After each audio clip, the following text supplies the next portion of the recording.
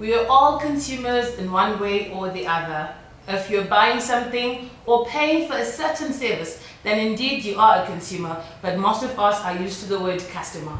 Today we are at the Consumer Council of Zimbabwe, where we'll be discussing the mandate of the council and what they've been doing over the years since their formation. My name is Marvelous Chinerimbochi Bagidi, and joining me is the CEO of the Consumer Council of Zimbabwe, Rosemary Mpofu. Welcome to the program. Thank you, Tine. And I think maybe people have passed through your offices, have seen the CCZ billboard that's outside your offices. But what exactly is the mandate of the Consumer Council of Zimbabwe? The Consumer Council of Zimbabwe is the people's organization. It's every consumer's organization, because we are the voice of the consumers, the voice of the voiceless consumer who is not able to interact or face the supplier. Sometimes there is need for confrontational approaches when one has been shortchanged, but you find that most consumers are not able to do that. So we speak on behalf of the consumer. Consumer Council of Zimbabwe is a nearly 70-year-old organization, 69 to be precise. Next year we are celebrating 70 years of the formation of Consumer Council of Zimbabwe. But why was it formed? It was formed to be able to promote and rather demand manufacturing standards that are competitive with the whole world. It was also formed to handle consumer complaints.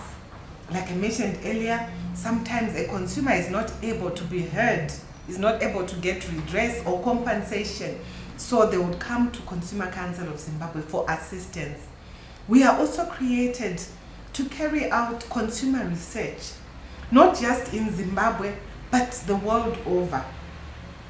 So we carry out our famous Consumer Council of Zimbabwe Low Income Urban Earner Basket, which has now been transformed to a national basket, not just looking at the urban population, but also at the rural and farm consumer. We are also created to lobby and advocate for a consumer-friendly environment. You realize that consumer issues are dynamic.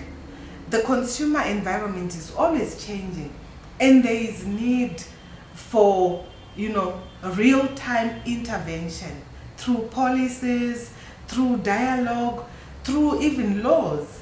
And CCZ has been very good at that. In fact, we managed to lobby for what we now call the Consumer Protection Act of Zimbabwe. It was through the tireless efforts of CCZ. Okay. I'm sure you mentioned how you are trying to be in a certain way, in simple terms, the middleman between the consumer and the service provider or the manufacturer, because you always see on social media, on Twitter, where customers are going on about, let's say I won't mention names, but about different service providers, be it was a bad product, yes, or maybe they didn't get what they actually paid for. Mm-hmm. And you mentioned that you're doing this governed by the Consumer Protection Act, which you lobbied for as the Consumer Council of Zimbabwe. Can you maybe highlight some of the provisions of the Consumer Protection Act? The Act has many provisions. In fact, it's divided into about 9 sections, but only 3 sections speak directly to the consumer. And I really wish all consumers would be able to read the Consumer Protection Act. They can actually Google it. It's there online, and they can find it. Sometimes they can also get hard copies. We've also received vernacular copies in Ndebele and Shona. The other languages are still to be done. Ministry of Industry and Commerce are the hub of the Consumer Protection Act. In a nutshell, the Act speaks about the right to consumer education. Every consumer has a right to be educated on how to maneuver on the marketplace. Okay. There's also the right to be heard, the right to redress, the right to safe products, health and safety of the consumer is a big right. The right to choose, and we also have a right to information, full disclosure of information, and the right to fair contractual agreements, because you notice that some contracts are not fair to the consumer. They favor the supplier of the products. Okay. So all those are the rights. And then there's also the right to, to information when it comes to electronic transactions. Those are specific, special rights that have come about as a result of the digital economy, which we never used to have in the past. So all these rights are very fundamental, and I must just maybe summarize what is contained in all those rights. When you look at the rights to education, we are saying, as the consumer voice, part of our role is to go out there and educate consumers. It's no longer just our role alone. It's now the role of the Consumer Protection Commission. It's now the role of all government departments. All suppliers of goods and services are now required to educate consumers pertaining to the goods and services that they offer. And also, for us, it's really general knowledge and telling consumers how they must behave on the marketplace. Then we move to the right to health and safety. When you look at this, you look at implied warranties, you look at warranties, repairs. The rights for the consumer are really to do with the safety of the goods that you are purchasing. If you are purchasing alcohol, it has to be the real alcohol that you are purchasing, not with certain additives that are not allowable to human health. Everything should be in accordance with the health and safety of the consumer. So all these are issues to be looked at. We look at food safety issues. What products, what ingredients are included in those foodstuffs? If it is sugar, for example, what type of sugar? Is it real sugar, or is it the other sugar that is used? The sweeteners. Yes. Is it a sweetener? Because when it is a sweetener, then there are certain levels that are allowable. Beyond a certain level, it becomes a health hazard. All those things. You look at cosmetics. Are the cosmetics in line with the requirements? Are they not skin lighteners which have certain products that can be cancerous or hazardous to your health? So there are many issues pertaining to the health and safety, and you find that there are regulators for the specific goods and services. For example, when we are talking about cosmetics, you want to look at people like the Ministry of Health. You want to look at, if you're looking at food, you want to look at them as well, again, agriculture and health.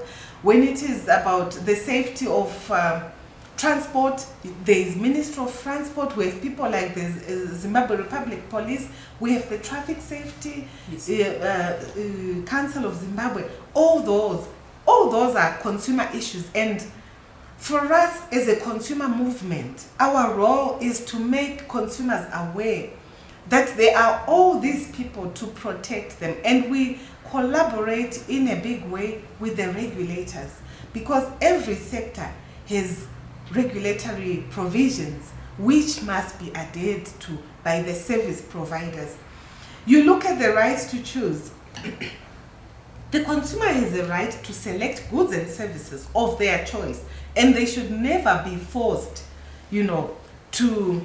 to buy something that they were not really sure of, or something that they did not really want. So for example, you would find perhaps you were paying on lay-by for a certain particular design of your couches or your sofas, and by the time you complete your payment, you are told, oh, sorry, Madam Tine, we no longer have this particular design, but this one costs exactly the same, so we can give you this. That is unfair conduct on the part of the consumer, and it should never be allowed. You also have a right to exchange goods. You buy your dress today, you fit it in the shop, you think, oh, it suits me Yes. well. You go home, you look at it again, you say, no. You know, you have a right to return it and be given the dress of your choice or even a refund. So with this comes the issue of disclaimer clauses, where you still find some suppliers writing no returns, I was actually going to go there, where you have so many shops in town. Yes. In the CBD, which say no refund, no return, Yes. no exchange. Exactly. That is no longer allowable. In fact, it is now an offense to display those clauses. And if a consumer would alert us, or would alert the commission, or even the Zimbabwe Republic Police, you know, they would be fined for that. They can be charged for displaying that. It's no longer allowable. So our message to consumers is, do not subject yourself to this kind of abuse. It is no longer allowable in Zimbabwe. Wow. CCZ worked so hard to come up to lobby for this law, and government enacted this Consumer Protection Act to protect us, the consumers in Zimbabwe, and we should be proud to take it into, you know, to our eyes. Of course, we can't take the law into our hands, but we take it into our eyes and we apply it. If it is not being applied, we must report. It's our responsibility as consumers to report, you know, offenders of this law. We really need to report the offenders, because they take advantage. They know that most consumers are not aware of this act, and they may not know where to report. We are there. Consumer Council of Zimbabwe is there. The Commission is there. The Zimbabwe Republic Police is there. Ministry of Industry and Commerce are there. And there are so many places to report. In fact, we do have a WhatsApp number where you will get instant response, and it is 077 343 4145. 0773 434 145. We are welcoming all complaints from consumers. You should never feel alone, because the Consumer Council of Zimbabwe is your voice. We are there to stand for you. Okay, there you heard it. Rosemary has already alluded when she started to say that they are the voice of the voiceless. So when you buy that dress, and it felt like it felt good when you wore it in the store, but then you get home and people tell you, no, please go for another design, this does not fit your body, or you personally feel that you don't want this dress anymore, you have the right for a refund, you have the right to go back to that store, exchange it for a dress of your choice. And any suppliers who still have those signs up, do report them to the Consumer Council of Zimbabwe, as it is not allowable in this country, thanks to the Consumer Protection Act. Thank you very much for that detailed highlighting of the Consumer Protection Act, Rosemary. But moving on, in your pursuit to protect the consumers in this country, I sense the passion when you're highlighting the provisions of the Consumer Protection Act. In your pursuit to protect the consumers in Zimbabwe, what are some of your success stories? Because I think maybe people will think it's just one of those. It's another program where you bring a council to talk about what they do, but on the ground they don't do anything. But maybe if the audience get to hear of the success stories, they'll know that indeed that their complaints and their voices can actually be heard through the Consumer Council of Zimbabwe. Oh, we have numerous success stories, Tinelimbo. The first one being, of course, the Consumer Protection Act that I spoke about. Yes. But we also managed, before the act, we managed to lobby for various acts that were also looking into the protection of consumers. For example, the Health Professions Act, the Health Professions Act of Zimbabwe. We were part of the lobbying that, you know, culminated into this act. It has made provision for many councils that look after the rights of consumers, the rights of patients. We also lobbied for what is called the Patients Charter. There is a Patients Charter which remained like a policy, and we lobbied for it, and we worked on it with the Ministry of Health and Childcare.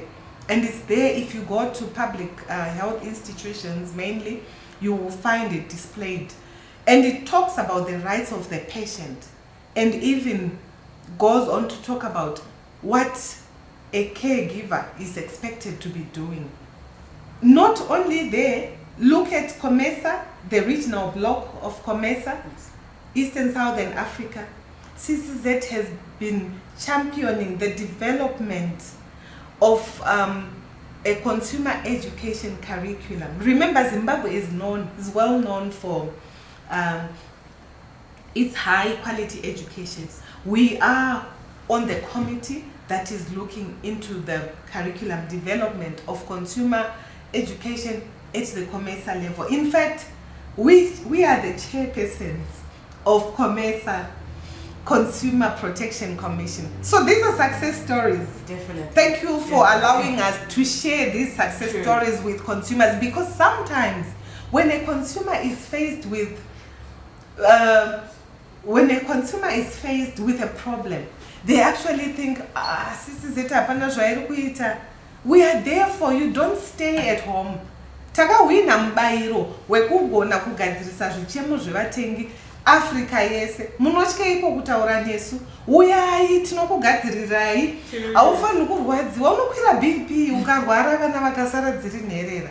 Isu tiripo, ndosaka tiripo. We are paid to handle, to resolve consumer complaints.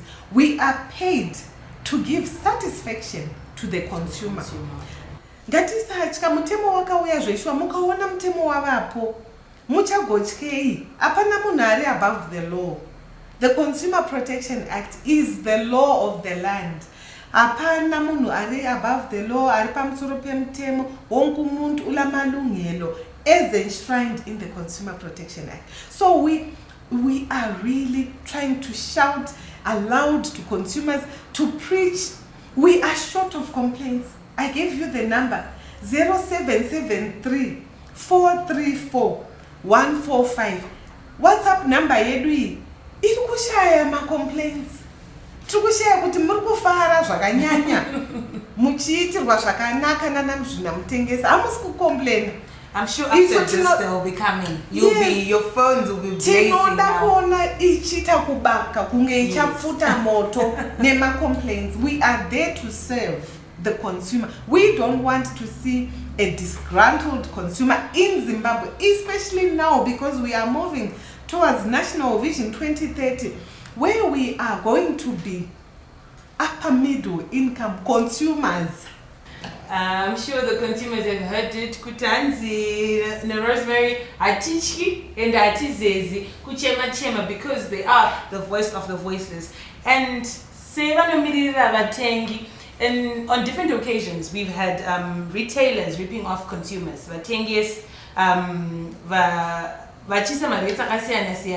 Where the official rate is said to be at 14, but then when you get into the store and you want to buy in local currency, Mumazig, when our rate is 17, and sometimes it's even particularly, I'm sure I'm going to get into trouble for this with I've noticed it personally. I've noticed it with restaurants whereby the rates they'll be using even way before the Zig, but the bond, it would force you or coerce you into buying with the US dollar not, because anyone rate which might be double the official rate. So what has been the council doing to address this? Because I'm sure there's so many consumers out there who are willing, who are ready to buy $14 mauke ne 14 zig, but I kind of panzi 14 zig yake inogona kuramba. You are very right. In fact, what we've done pertaining to the zig is when the zig, the monetary policy statement, enunciated and articulated the use of the Zimbabwe gold. As consumers, we were very excited because the ZIG has an embedded value which is coming through gold and other precious minerals, and it's got value. And so what we've been doing is to monitor the market on the use of the ZIG. At first, the ZIG was not available, yes, as you know. Where it was available, sometimes it was not accepted. And sometimes the rates were high. In fact, the rates are still a big challenge. But what we did was we made a presentation to the parliamentary portfolio on industry and commerce, and we made them aware of all the challenges that consumers were facing. After that, we saw some change because they then intervened, and the ZIG is now available. In some of the transport operators, we realized that the ZIG is now available and change is now available with some of the transport. Where you were partnered with someone you else, see now, but now your change. The solution has come, and we are seeing that this also resulted from our interventions, because we are the voice of the people. We know what we are facing as consumers. We took that to Parliament. Now, the elephant in the room is the exchange rate. We are not sitting down. We are watching, we are recording, we are working with Financial Intelligence Unit and the RBZ, the Reserve Bank of Zimbabwe. And we are giving them our observations on the market to say, supplier so and so is not compliant. Pamwe pamunosungwa tisu tinenge tareva isuma consumer etozviziva vamaoda kutotiuraya but isu tiripo pakureport kuti ninge ari kudai totowana mathreats ekunzi why are you reporting us as suppliers? Vamwe vakutovharirwa mabank accounts tiri kureva semaconsumer because tisu tiri kuaffectwa. So we can't stop, because when we are told by regulators, by policymakers that this is the currency, this is the rate. Apana nyika isina rate. Nyika dzese dzepasi dzine marates. Isu yedu yemuno muZimbabwe sei isiri kurespectwa. We are busy reporting, and the FIU iri kufamba ichisunga vanhu. Tato developer imwe system iri kuita real time manje kuti vabatwe ipapo. Saka system iyoyo manje muchaona yakushanda. Thank you very much, Rose. And there's been a growth of retailers in the informal sector. On the streets, kunonzi kumatak shop, where you find some in 4th Street, like just between 4th, the taxi rank between 4th and 5th. In our CBD, where you find some on both sides of Rizende, going all the way down to Bute, Bank, all those streets downtown. To those who didn't know, that's downtown. So, but there's a breadth of counterfeit products. One of our team crew members got counterfeit toothpaste. My brother was complaining of counterfeit toilet paper, Baby Soft, and the most complained about are the detergents. Right, but I'm sure these are not only the counterfeit products in these informal retailing stores. What has any plans to address this, or maybe have you even at any given time received complaints with regards to these informal retailers and the birth or the rise of these counterfeit products? Not plans, Tine. We are talking about what we have done and what we are doing. Okay. First of all, the issue of counterfeit products did not start now. And I must emphasize, it's not only in Zimbabwe. You find that sometimes people will import counterfeit products into the country unknowingly. And this is why we always insist, my consumers, let's not smuggle goods into the country, because sometimes we smuggle counterfeits. Recently, we've been talking about counterfeit medicines, you know, which have been imported. It's been there, but recently it's been too much. It's growing. Counterfeiting is growing because of all these producers globally who are trying to cut, to shortcut production costs and making money. Everyone wants to become a billionaire suddenly, But we are saying proper standards must be followed. We participate in ensuring that the market has goods and services that are proper, that follow standards. During Christmas time, just before Christmas 2023, we realized that there were counterfeit alcoholic beverages on the market. We took them for testing with our partners, the Ministry of Health and Childcare, and they were tested, and indeed, they were counterfeits. We were the ones who made a report on, excuse me, but there is a drink that is meant to be like a ginger fruit, Okay. you know. We made a report because that alcoholic drink was being marketed as a fruit juice when in fact it was alcoholic, and it was not. Yes, and it was not declaring the alcoholic content. I was actually going to come to that, where sometimes you don't have the nutritional facts at the back of the product. And sometimes you have people who are selling their peanut butter, but all they have is that a sticker which says Tinewimbo's peanut butter, Yes. but no nutritional facts Yes. of the carbohydrates, the Yes, protein in yes, the particular the product. levels. Yes. So you find that our act that we lobbied for, when we were lobbying for the Consumer Protection Act, we also lobbied that the labels must be there and they must contain the nutritional contents. And fortunately, we do have our Food and Food Standards Act in place as well. They are actually the custodians of nutrition. So whenever we have nutritional issues or labeling issues on food, we take them through our partners because our act is allowing us. The Food and Food Standards Act is also allowing us under the Ministry of Health and Childcare. And now to make it even easier, we are on the Food and Food Standards Board. So consumers, you are protected. You must make use of us.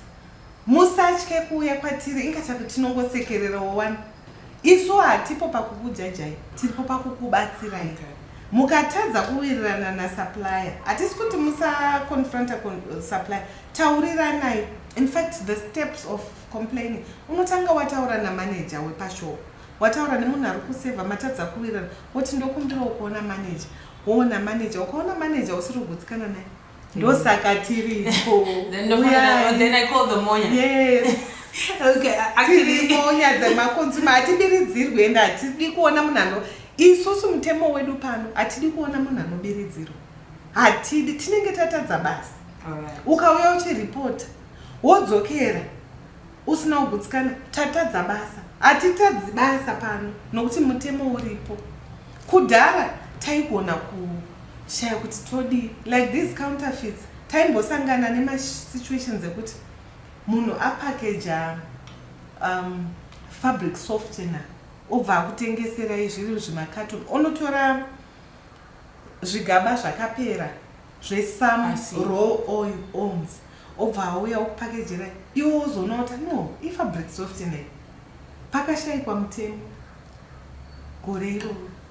Saka zvakati pashungu dzekuti no tinoda mutemo wavapo ngaushande wakaisirwa isu vatengi. So in our closing, I think I would like you to go back and highlight, maybe for someone who missed it, about what a consumer has to do, or the process when it comes to filing a complaint with the Consumer Council of Zimbabwe, and maybe the WhatsApp platform that they can also reach you in your closing remarks. So Tine, our WhatsApp platform for the consumers is 0773 434 145. 0773 434 145. Consumers should contact us on this WhatsApp number. But the proper process where they begin is if they are not happy with the service provision, if they've bought products and they are not satisfied, they need to raise their issue with the supplier where they got service or the product. If they are not happy, they request to see the manager, to be attended to by the manager. If still they are not happy with the responses from both the interface and the manager, then they can contact us on 0773 434 145. I'll repeat the number again. The WhatsApp number 0773 434-145, and we get with them, we get in touch with them instantly. Consumers must not feel. Can they also walk in? Can they also come to your offices? Exactly, thank you. They can walk into our offices in Eastleigh. We are on number 35 Rhodsville Road in Eastleigh. We are also in Bulawayo, in Gweru, in Masvingo, in Mutare. They can get with us on our WhatsApp platform 0773-434-145 for details of all the provinces, so that we know exactly where they are, where we can get in touch with them. Consumers should never feel alone. You are not alone in this battle as a consumer. Everyone is a consumer. We are in the consumer movement. We are the leaders of the consumer movement. We are your voice as a consumer. We are the consumer. We are not the regulator. We have the commission as the regulator. The commission speaks on behalf of government. Commission is the voice of government in consumer protection. CCZ is the voice of the consumer in consumer protection. We are there for you. Talk to us. You can talk to the commission. If you want the voice of the consumer, if you want the consumer representative, we are the consumer representative. We represent your voice. Thank you very much, Rosemary. So that's it from me and Rosemary Mpofu, the CEO of the Consumer Council of Zimbabwe, which deals with consumer complaints, consumer grievances, and like Rosemary said, she says they are the voice of the voiceless. Ungasabi, musachka, to have your grievances addressed by the supplier or the retailer or your service provider. From myself, Marvelous Tinembo Chibagidi, the crew behind the scenes, Rosemary and the team, it's goodbye for now.